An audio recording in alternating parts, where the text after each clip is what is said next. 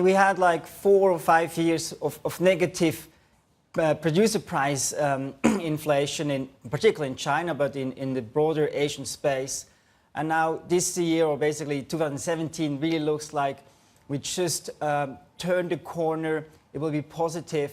And if we have real GDP growth that over the last few years are still actually on solid pace in Asia, actually nominal GDP growth came off because of inflation that came off.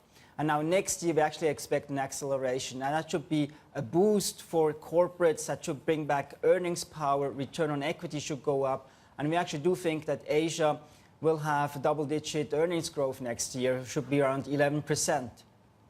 You don't think, though, that there is at least an outside risk that we could get in terms of rates going up, prices going up, basically pressure on money going up?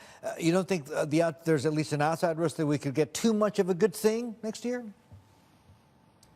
We will definitely face risk. There are a couple of risks out in 2017.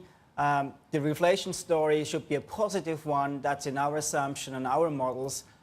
If inflation would accelerate too fast, which is not our expectations, that could be a risk, because then the Fed will fall behind the curve and then will have to step up their interest rate hikes. We expect currently 2 interest rate hikes for the Fed. The market is pricing them already in. So from this perspective, we don't think there's too much fear coming from the interest rate cycle in 2017, maybe 2018, but 2017 still should be supportive in terms of that. But it remains a risk, of course.